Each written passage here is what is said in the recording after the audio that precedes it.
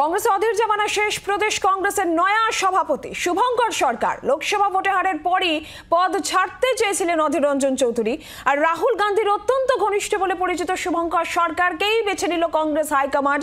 সর্বভারতীয় কংগ্রেসের সাধারণ সম্পাদক ছিলেন শুভঙ্কর সরকার। এবার প্রদেশ কংগ্রেসের নয়া সভাপতি হলেন শুভঙ্কর সরকার।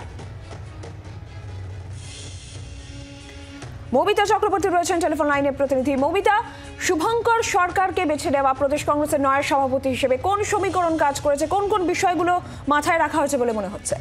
দেখো, শুভঙ্কর সরকারকে যারা চেনেন তারা সকলেই জানেন যে রাহুল গান্ধীর সবথেকে ঘনিষ্ঠ বলয়ে দীর্ঘদিন রাজনীতি করার সুবাদে শুভঙ্কর সরকার আলাদা করে তার সাংগঠনিক দক্ষতার তিনি প্রমাণ দিয়েছেন।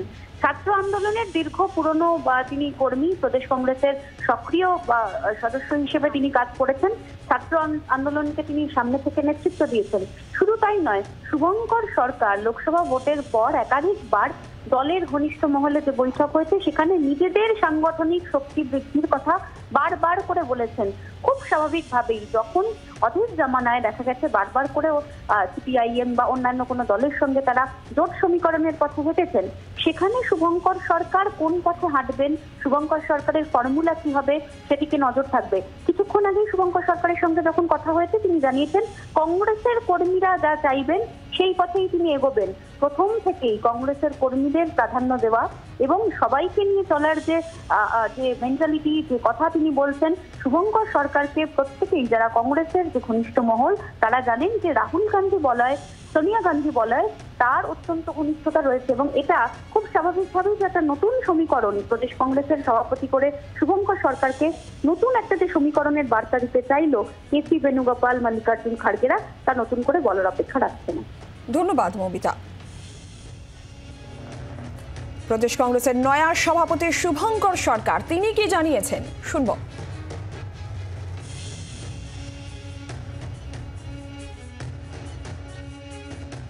আমি মনে করি পশ্চিমবাংলার কংগ্রেস কর্মীরা যেটা চাইবেন সেইভাবেই প্রদেশ কংগ্রেস চালিত হবে। আজ যদি আমাকে দল যে দায়িত্ব দিয়েছে প্রদেশ কংগ্রেসের সভাপতি হিসেবে নয়, কংগ্রেস কর্মীদের একজন প্রতিনিধি হিসেবে এবং সারা বাংলার মানুষের আশা আকাঙ্ক্ষা কংগ্রেসের প্রতি যতটা আছে তাকে সঙ্গে নিয়ে আগামী দিনে কংগ্রেস কর্মীরা এবং বাংলার মানুষ যেটা চাইবে প্রদেশ কংগ্রেস সেইভাবে চালিত হবে। আর এরই পাশাপাশি আপনাদের শোনাবো প্রাক্তন প্রদেশ কংগ্রেস সভাপতি অধীর রঞ্জন চৌধুরী, তার প্রতিক্রিয়া আমরা পেয়েছি, শুনুন। কংগ্রেস পার্টি হাইকমান্ড ঠিক করেছে কাকে সভাপতি করতে হবে, তাই করেছে, কোনো অসুবিধা নেই। পার্টিতে রদবদল হতেই পারে, কিছুই বার্তা না। আমি চিনি, আমাদের সঙ্গে কাজ করেছে, ভালো ছেলে, সেইটুকু জানি। ভালো করে কাজ করবে এটাই চাইবো, পশ্চিমবঙ্গের কংগ্রেসকে শক্তিশালী করবে, আমরা সবাই মদত করব। প্রদেশ কংগ্রেসের নয়া সভাপতি শুভঙ্কর সরকার লোকসভা ভোটে হারের পরই অধীর রঞ্জন চৌধুরী তিনি পদ ছাড়তে চেয়েছিলেন। আর এই শুভঙ্কর সরকার রাহুল গান্ধীর অত্যন্ত ঘনিষ্ঠ বলে পরিচিত, তাকেই এবার বেছে নিয়েছে কংগ্রেস হাইকমান্ড। সর্বভারতীয় কংগ্রেসের সাধারণ সম্পাদক ছিলেন শুভঙ্কর সরকার, আর এবার তিনি প্রদেশ কংগ্রেসের নয়া সভাপতি হলেন। অধীর রঞ্জন চৌধুরী জায়গায় এবার প্রদেশ কংগ্রেসের নয়া সভাপতি শুভঙ্কর সরকার।